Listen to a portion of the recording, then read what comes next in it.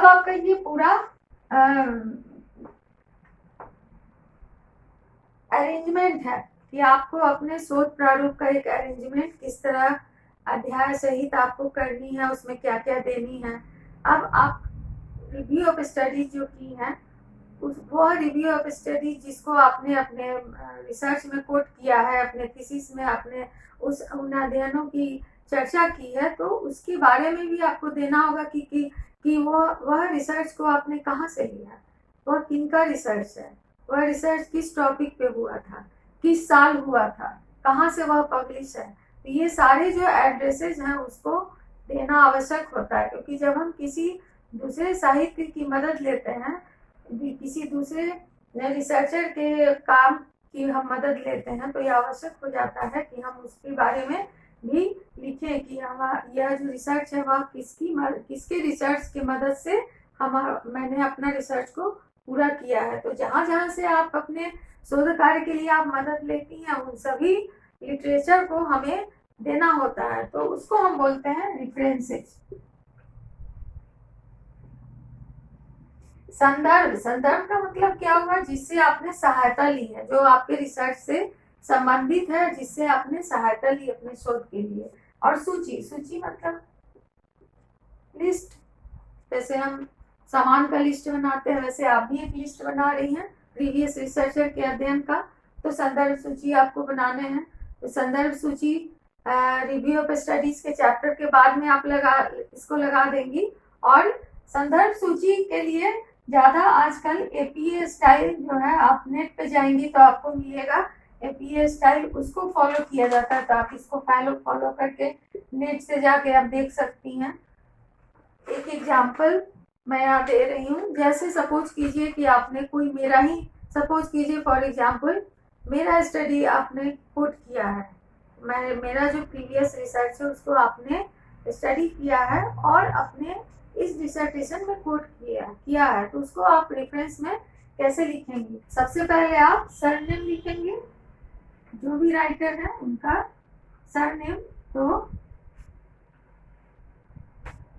Kumari Asha, suppose कीजिए दूसरा भी इसमें राइटर है, तो रॉय ए समथिंग, कोई भी एक जो रिसर्चर है।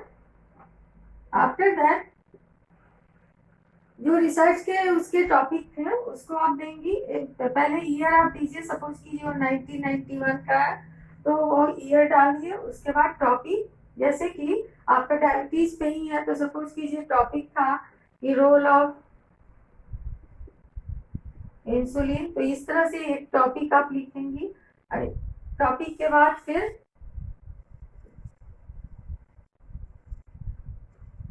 पेज नंबर या जर्नल के नाम, जैसे जर्नल ऑफ न्यूट्रिशन, शॉर्ट में भी इसको देखिएगा लिखा रहता है nutrition and dietetic. After that page number 201 to 204 ऐसे, और उसके बाद फिर कहाँ से इसका पब्लिकेशन हुआ है।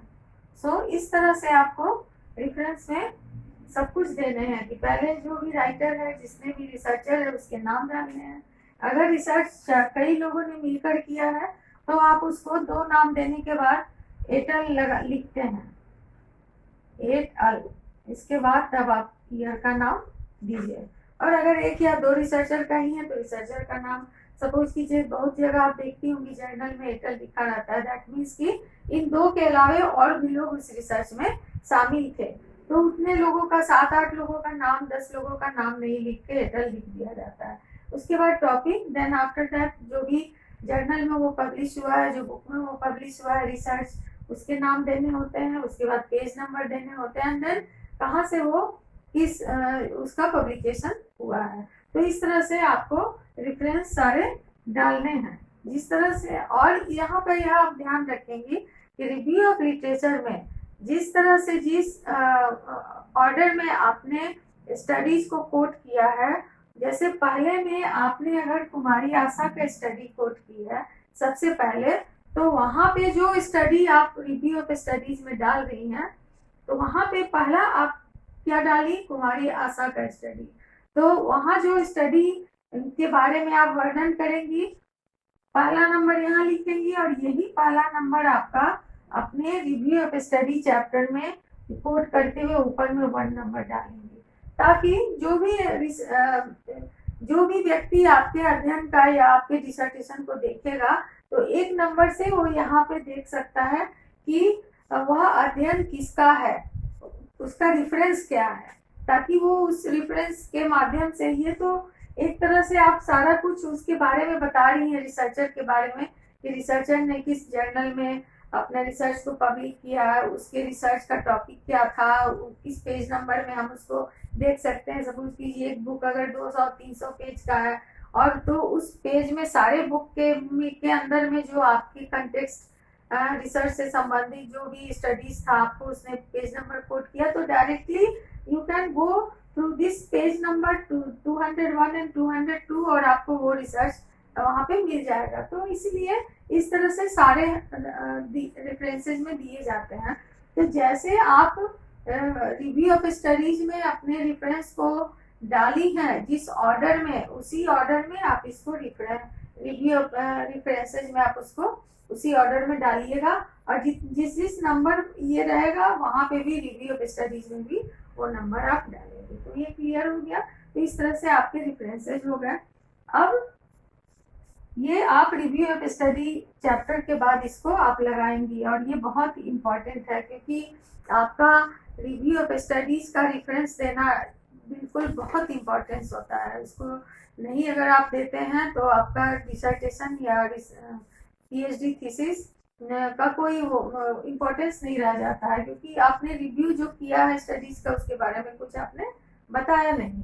तो ये देने के बाद बिब्लियोग्राफी भी हमें देनी चाहिए, क्योंकि बिब्लियोग्राफी का मतलब क्या हुआ, संदर्भ ज्ञान। यानी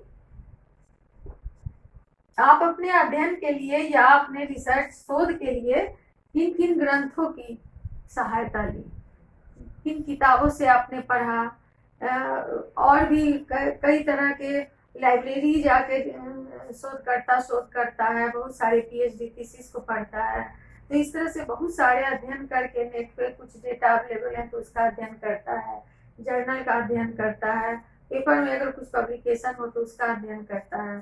तो इन अध्ययनों में आप अपने रिसर्च में जिन अध्ययनों से की सहायता ली, जिन किताबों की सहायता ली है, जिन लिटरेचर की सहायता ली है, उसका भी अपने साहित्य ये शोध में उसकी भी चर्चा करनी आवश्यक होती है। तो this is the difference between reference and bibliography. Reference का अर्थ है कि आप दोनों से आप सहायता ले रही हैं, दोनों को आप दिखला रही हैं, लेकिन रेफरेंस का अर्थ होता है कि हम जिस अध्ययन को अपने शोध ग्रंथ में शामिल कर रहे हैं, आप जिसका साइटेशन कर रही हैं अपनी थीसिस में, तो रिव्यू ऑफ स्टडीज में आप जिसका रिसर्च को आप उसमें लिख रही हैं उसको हम बोलते हैं रेफरेंसेस, उसका रेफरेंस आप देती हैं यहाँ। और बिब्लियोग्राफी में सारे जो भी किताब को आपने पढ़ा है उसका आप उसके अंदर नहीं लिख रही हैं, लेकिन आपने उससे सहायता ली है, आपने अपने अध्ययन के लिए जानकारी प्राप्त करने के लिए उन किताबों की, उन लिटरेचर की सहायता ली है। तो इसलिए बिब्लियोग्राफी में हम जिनसे सहायता लेते हैं, जिनका अध्ययन करते हैं और अध्ययन करके हम बहुत सारे इंफॉर्मेशन, जानकारी को एकत्र करते हैं, तो उन साहित्यों का भी, उन किताबों का भी, उन जर्नल्स का भी हमको अपने शोध ग्रंथ में उनकी चर्चा करनी चाहिए, उनको शामिल करनी चाहिए। तो इसलिए हम संदर्भ ग्रंथ भी 1, 2, 3, 4 करके आप उसको भी बिब्लियोग्राफी सबसे लास्ट में डिसर्टेशन में आप उसको लगाएंगे। तो ये हो गया। अब बिब्लियोग्राफी के बाद आपको जो शेड्यूल या क्वेश्चनर है,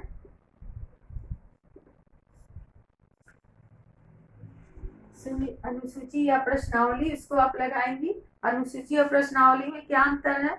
अनुसूची जो है वह शोध जो करने वाला होता है या रिसर्चर होता है वह खुद अपने रिस्पोंडेंट के पास जाके और उससे इंटरव्यू खुद लेता है और खुद ही उसको फिलअप करता है, भरता है। क्वेश्चनर क्या होता है कि उसको कई बार होता है कि रिसर्चर खुद फील्ड में नहीं जाके डेटा कलेक्शन कर पाता है, तो क्वेश्चनर को बाई नेट के माध्यम से दे सकता है या पॉपुलेशन में उस क्वेश्चनर को बांट देता है और लोग उसको फिलअप कर देते हैं और वापस करते हैं। तो इस तरह इसमें क्वेश्चनायर में जरूरी नहीं है कि रिसर्चर खुद ही उसको भरा हो। कई बार रिस्पोंडेंट जो पढ़े लिखे हैं, लिटरेट पर्सन है, वो लोग खुद ही उसको भर के और फिर उसको रिसर्चर को वापस करते हैं। So this is the basic difference between schedule and questionnaire. तो वो भी आप इसमें लगाएंगे। आप अपना जो क्वेश्चनायर बनाई है उसको लगाइएगा, और जो सेकेंडरी जो भी आप रिव्यू ऑफ स्टडी कर रही हैं उसमें अगर आपको अवेलेबल होता है उनका शेड्यूल, उसको आप भी आप डाल दीजिएगा, उसमें मेंशन कर दीजिएगा कि ये सेकेंडरी जो भी रिव्यू ऑफ स्टडीज थे उसके अनुसूची है या प्रश्नावली है। और इसके बाद आपका अपेंडिसेज आएंगे।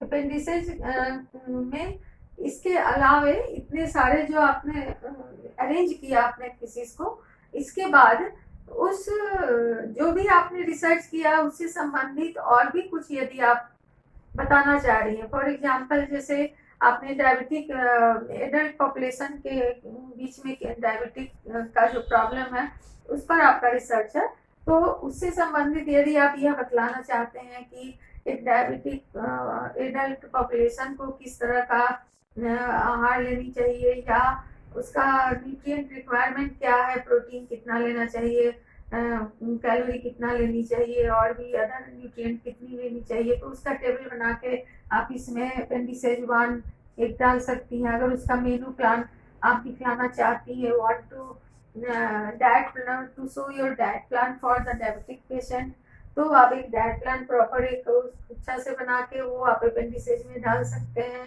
आपने डायट्री चार्ट जो आपके सेकेंडरी सोर्सेज में जो भी प्रीवियस रिसर्चर ने डायट्री सर्वे के लिए डायट्री चार्ट बनाया होगा, वो आपको अगर मिलता है तो उस चार्ट को आप यहाँ डाल सकती हैं। फिजिकल एक्टिविटी का यदि उन्होंने कोई चार्ट बनाया हो या उनका हाइट वेट का कुछ चार्ट मिले तो वो आप यहाँ डाल सकती है। तो इस तरह के जो रिसर्चर अपने थीसिस में और भी कुछ जानकारी देना चाहता है तो उसको वो बीच में आपका जो मेन कंटेंट है उसमें आप उसको डालने की जरूरत नहीं होती है, उसको आप पीछे अपेंडिसेज में आप उसको डाल सकते हैं। और उसके बाद अगर आप कुछ you want to show the photographs तो आप उसको भी डाल सकते हैं, यहाँ पे फोटोग्राफ भी आप कुछ डाल सकते हैं। So this is the whole structure of the your research work, your dissertation. इसी तरह से आपका पूरा एक अच्छे से अरेंज करके आप अपना डिसर्टेशन का स्ट्रक्चर तैयार कीजिए। इसमें ध्यान देने की एक और बात है कि आपका जो डिसर्टेशन होगा हमेशा ध्यान देना चाहिए, चाहे पीएचडी थीसिस और डिसर्टेशन हो, कि वो एक बैलेंस वे में हो। ऐसा नहीं हो कि कोई एक चैप्टर आपका 50-60 को है, कोई चैप्टर आपका 5 ही पेज का है, तो पूरा जो चैप्टर का आपका स्ट्रक्चर तैयार होता है, रचना आप करते हैं, तो उसमें एक बहुत अच्छा बैलेंस हो और अच्छे तरीके से आपका पूरा अरेंज होकर डिसर्टेशन तैयार हो। सो आई होप कि इससे आपको पूरी तरह से अपने डिसर्टेशन को तैयार करने में मदद मिलेगी और आप अच्छे से इसको तैयार कीजिए। आपका एग्ज़ाम है 3-4 दिन के बाद एग्ज़ाम्स है आपके, तो best of luck for your examination and I hope कि आपका डिसर्टेशन भी अच्छा तैयार हो गया और फाइनल प्रिपरेशन जो फाइनल एग्जाम्स है वो भी आपके अच्छे जाएंगे। सो मेरी ओर से best of luck all of students and आप अच्छे से तैयारी कीजिए। आई होप कि मेरा लेक्चर से आपको बहुत मदद मिलेगी और आपके लिए को मैं शुभकामना देती हूँ। Thank you very much and bye.